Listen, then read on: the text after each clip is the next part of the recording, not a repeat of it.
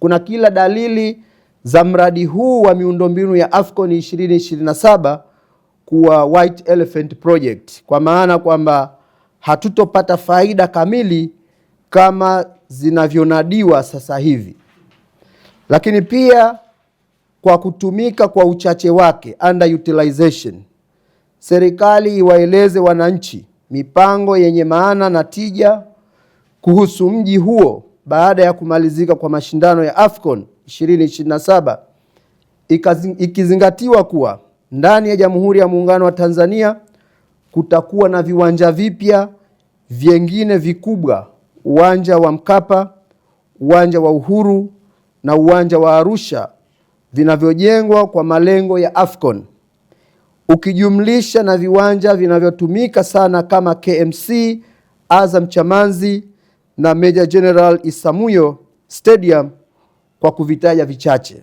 Serikali iwaeleze wananchi ni ipi nafasi yetu kibiashara, ukizingatia kimataifa nafasi yetu ipo chini ya mikono ya TFF.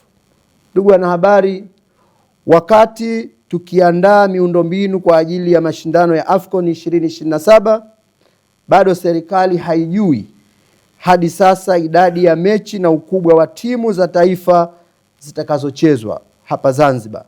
Ni kwa vipi tunajihakikishia kwamba AFCON italipa upande wetu wakati hatuna nafasi ya kuamua kuhusu mechi, maana sisi sio waandaaji rasmi? Ndugu wanahabari, ili kuondosha taharuki iliyojitokeza kwa serikali moja kuwa na taarifa tofauti kwenye jambo moja, tunaitaka serikali itoke hadharani na kauli moja ya uhakika na yenye kueleweka. Ni zipi hasa gharama kamili na sahihi za miundombinu ya AFCON kwa Zanzibar? Ndugu wanahabari, kwa kuwa siku zote chama chetu kimekuwa kikipambania na kupambanua huku ikisimamia rasilimali za nchi, hasa katika kulinda maslahi ya umma, kama ilivyodhihiri wakati tukihoji serikali katika bajeti na masuala mbalimbali ndani ya Baraza la Wawakilishi, na wakati mwingine kuibua mijadala ya kitaifa. Hivyo basi, kwa niaba ya wananchi wenzetu, tunaitaka serikali ifanye yafuatayo. Kwanza, serikali iwaambie wananchi ukweli kuhusu jambo hili, na pale ilipokosea iwaambie wananchi majibu yanayotolewa kwenye jambo hili ni mepesi sana na hayalingani kabisa na uzito wa hoja yenyewe.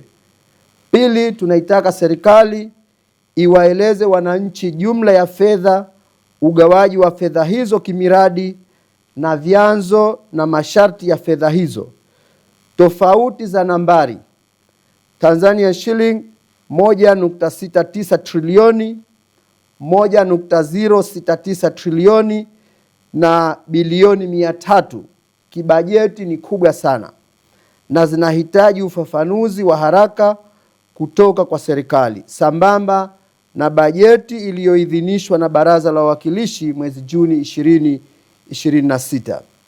Tatu, ikiwa kulikuwa na makosa ya kuwasilishwa kwa taarifa, serikali itoe taarifa sahihi na ufafanuzi wake rasmi unaoeleza chanzo cha kosa na hatua zilizoachwa kuchukuliwa.